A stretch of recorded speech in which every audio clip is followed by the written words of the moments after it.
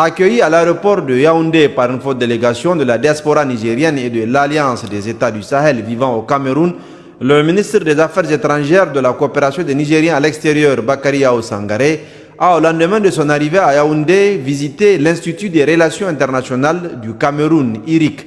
Lors des échanges avec les responsables de l'IRIC, le ministre a rappelé les bonnes références de l'Institut au plan africain international ainsi que le rôle que cet institut a joué dans la formation des diplomates nigériens. Bakary Yao Sangaré a aussi exprimé son souhait de poursuivre cette collaboration. Dans l'après-midi, le ministre s'est entretenu au sein de l'ambassade du Niger avec la communauté nigérienne après avoir transmis les salutations du président du Conseil national pour la sauvegarde de la patrie, chef de l'État, le général Abdrahmane Tiani, et du Premier ministre, ministre de l'économie et des finances Ali Mohamed Lamine. Le ministre des Affaires étrangères, de la coopération et des Nigériens à l'extérieur a informé nos compatriotes de la situation au Niger, notamment sur le plan social et sécuritaire. Il a donné des indications sur la vision des plus hautes autorités nigériennes et la marche de nos pays vers l'opérationnalisation de la Confédération de l'Alliance des États du Sahel. Le ministre des Affaires étrangères, de la coopération et des Nigériens à l'extérieur, Bakary Yao Sangaré, a pour finir prodiguer des conseils, exhorté également la diaspora à investir au Niger et respecter les lois et règlements des pays d'accueil de manière stricte et de continuer les prières pour qu'Allah protège davantage le Niger, ses dirigeants et son peuple. Le ministre a enfin pris part à la rencontre entre les ministres des Affaires étrangères des pays membres de l'Organisation de la coopération islamique OCI avec le ministre des Relations extérieures de la République du Cameroun. Il s'est agi pour ce dernier de souhaiter la bienvenue à ses hôtes et s'assurer que le séjour des délégations se déroule bien.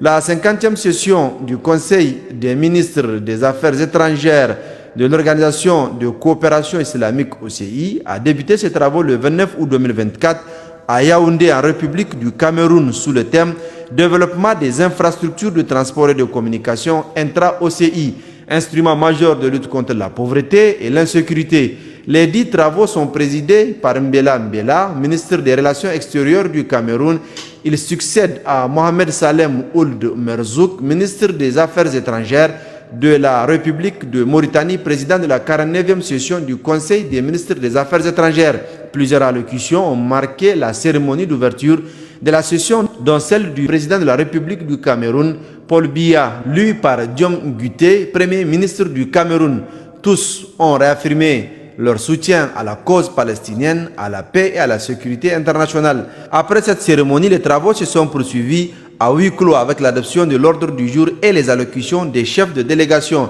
Bakary Yao Sangaré, ministre des Affaires étrangères de la coopération des Nigériens à l'extérieur, a dans son intervention situé la pertinence du thème de la session qui cadre avec les préoccupations du Niger qui, en plus d'être enclavé et éprouvé par les inondations destructrices et des infrastructures de transport et de communication. Il a rappelé les mesures prises par le gouvernement du Niger pour rendre les infrastructures endommagées immédiatement opérationnelles et plus résistantes aux catastrophes climatiques désormais récurrentes. Le ministre des Affaires étrangères de la coopération des Nigériens à l'extérieur a également partagé les nouvelles orientations contenues dans la vision du président du Conseil national pour la sauvegarde de la patrie, le général de brigade Abdrahmane Tiani, et le programme de résilience pour la sauvegarde de la patrie. Ces orientations sont fondées sur le respect de notre souveraineté, notre indépendance et notre dignité, a-t-il fait ressortir.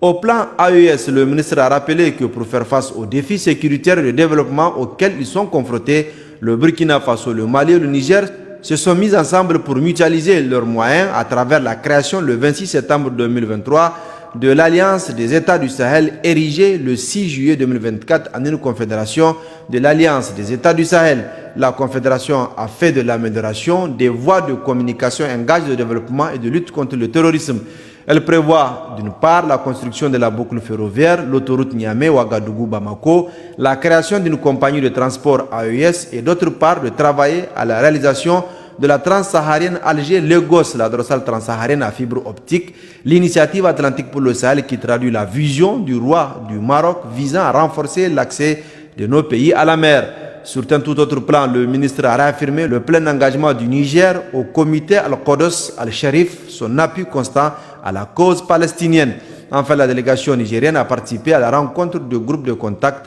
sur le Jammu-Cachemire.